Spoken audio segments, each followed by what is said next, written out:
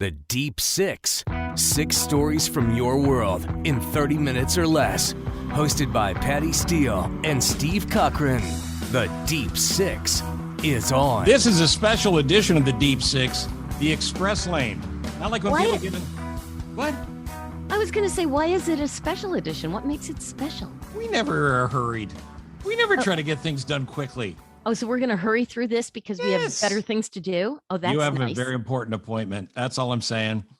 And we'll reveal it in a future episode. My name is Steve Cochran. You can hear me mornings on WLS in Chicago and the Live from My Office podcast when I'm not doing this one. And please introduce yourself, lady. I am Patty Steele, and I work on CBS FM radio in New York City. I do a morning show with the unusual but wildly famous Steve. Oh my God, I forgot his He's name. so famous we don't even know his name. I was looking at you, that's why. Right. Scott Shannon. Right. All right. So we go to entertainment first because this is two friends talking about 6 topics, usually in 30 minutes or less. Watch how fast we do it this time. Do we have to speak like really fast? Are we going to talk like this? We'll just speed it up at the end in post-production. The Deep Six. Story number 1. All right. First up, the Golden Girls have a children's book. Are you a Golden Girls fan? Yeah, somewhat. Yeah. You were never crazy about it because they're enjoying quite the run. Yeah. Now, I remember the Golden books for little kids, and I love little kids' books, but this is the Golden Girls children's books. Picture it, 4-year-old bedroom, 2022. They ask for a snack, some water, maybe Peppa Pig, or do they want to hear the Golden Girls, Good Night Girls, and the stories of Sophia, Dorothy, Blanche, and Rose for some shut-eye during their sleepover. The Golden Girls book is expected to be the first in a series of books maximizing the hot nature of the Golden Girls franchise now, where millennials are talking about how crazy they are about it. They don't know if it's because of Betty White's passing and all the publicity. Yeah. People are discovering the Golden Girls like it never existed before. Isn't that funny? Yeah. Funny. I know my daughter in college was finding all of these. They don't seem that old, but like Parks and Recreation. Right.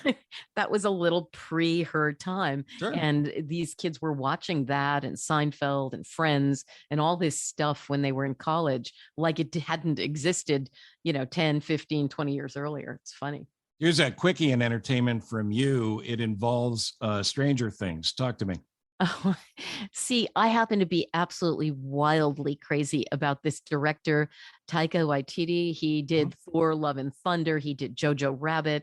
He both appears in his movies. He directs them and frequently writes them. He's a workaholic. He's got a million different projects. Just Google him and you'll figure it out.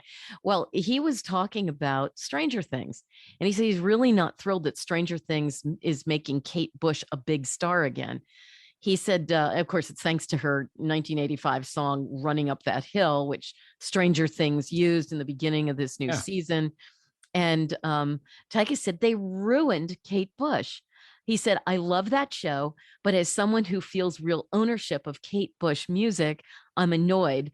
I've become one of those crazy old assholes who's like, these kids never listen to Kate Bush. They've heard one song on a damn TV show. They don't know Kate Bush. I know Kate Bush.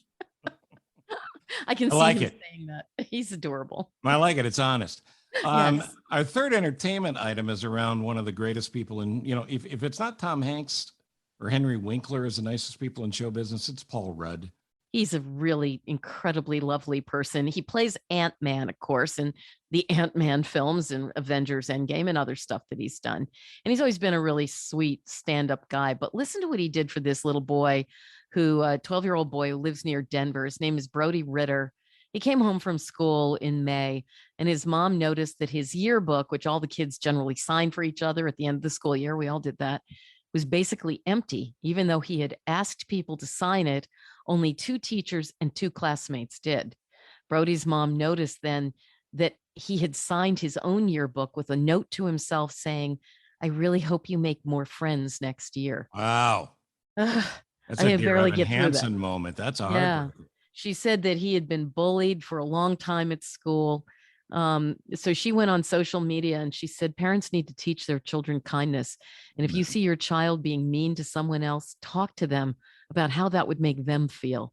My heart is shattered. Please teach your kids kindness.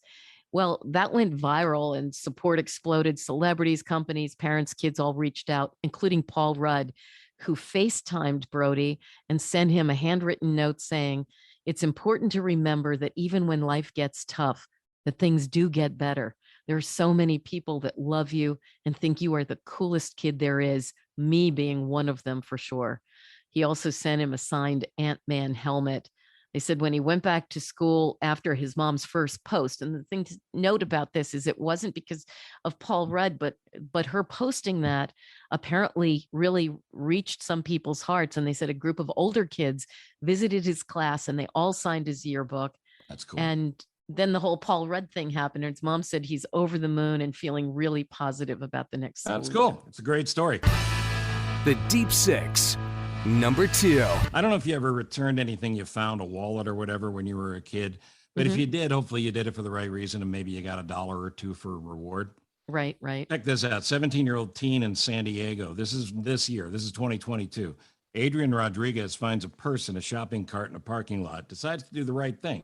He drives over an hour to the address on the ID. He goes out of his way to drive to the house and knock on the door to return the bag. The purse belonged to someone named Elena Martin. The friend's aunt opened the door when Adrian knocked. She accepted the purse and sent Adrian on his way. But when Elena and her friend learned of his good deed, they wanted to thank him.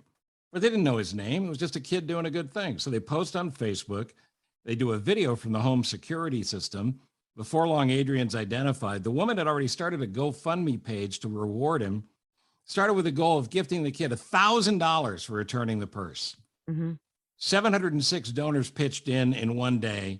$15,500 is his reward for being honest. Wow. And also he feels better about himself too. Yeah, it's incredible. It was an Inside Edition story with our friend who hosts that show who tipped me off to that. All right, let's go to topic 3. Let's talk love. Yes. Are you a love addict? I Is think somebody so. you're in love with? How do you figure out if somebody's a love addict? Because what happens is like you meet somebody and they come up to you and they're like, oh my God, you're everything I've been waiting for. You are absolutely spectacular. And they're making plans. This happened to me in college with a guy who I thought was drop dead adorable. Although I will say he got me into radio. So I do have to thank him for that. Okay. Otherwise, kind of a dud. He was definitely one of these people who is more interested in falling in love than being in love.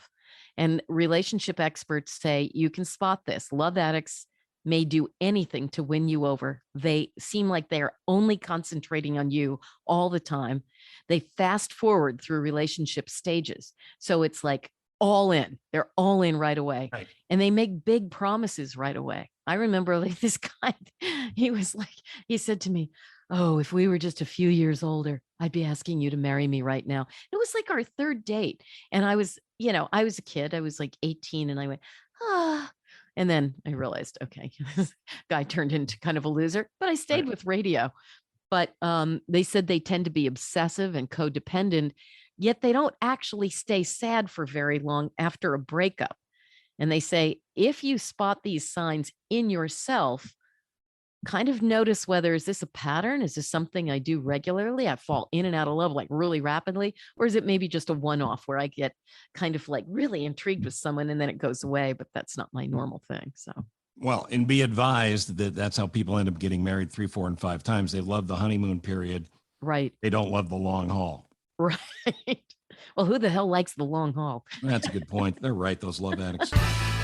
The Deep Six, number 4. There are stupid amongst us, and you should know about it. This is just a one-off where there's a survey or two out there that says, if I give you this, what does it mean? Give me a few of those. Okay, so they were talking to people mostly about kind of computer things to see what they understood about language, computer language.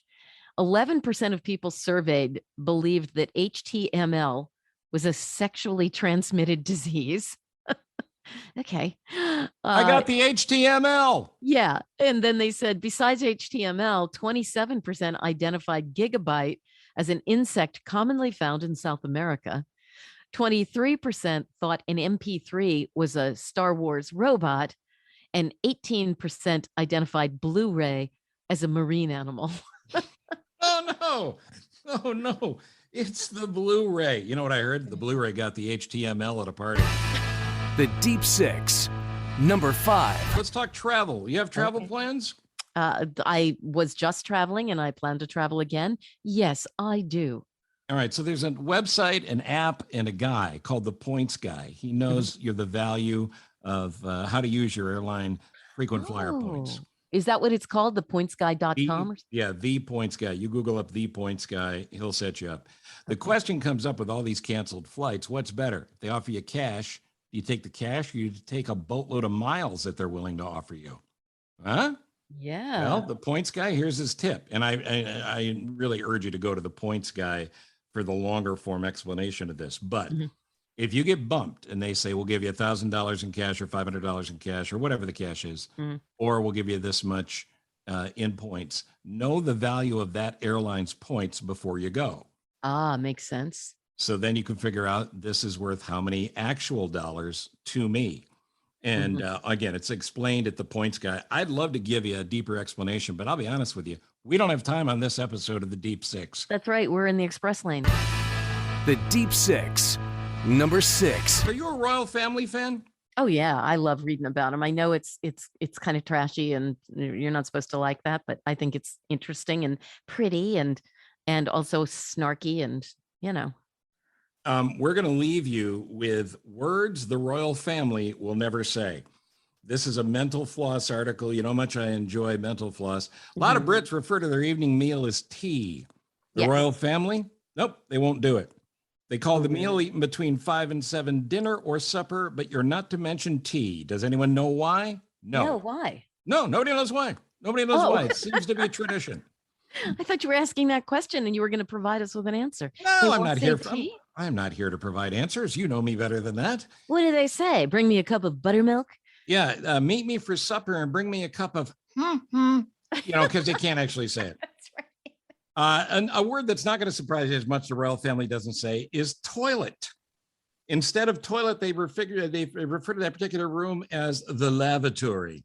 I don't like that either. Why don't they call it what the other Brits do, the loo? Apparently some do say the loo, but that is one of the princes that was kicked out of the country. Posh is a word that's not used by the royal family. Ironic, given that they're one of the most posh families in the world. The aristocracy and upper classes say smart instead. You're not posh, you're smart. She looks smart. Yeah, posh is low rent, I guess, huh? Yeah, pretty much, yeah. Pardon is not a word said by the royal family. As in, pardon me? Oh. No. You know why? Because the royals spend all day, as most Brits do, apologizing. So they just say sorry. Sorry. Didn't hear you. Sorry. That's it. And finally, a word that the Brits never say, a D-bag. They never say D-bag, like you filthy D-bag. I don't know. It's not necessarily on the list. I may have added that one myself. How do you express yourself? And what do you call Prince Harry? Interestingly enough, a posh D-bag. So you're not wrong. Listen, and bring him some tea. I promised you we'd get you an express lane version of the Deep Six. You just got it. Who are you again? Oh, God, who am I? I got to come up with this fast. Patty Steele from CBS FM in New York. Well done. Who are you? Remembered your name. Yeah. Steve Cochran, 89 WLS in Chicago, and the Live from My Office podcast. Love you, Patty. I love you so much. Bye-bye. Goodbye. Thanks for listening. The Deep Six. Subscribe, rate, follow, or review at pattysteele.com or cochranshow.com.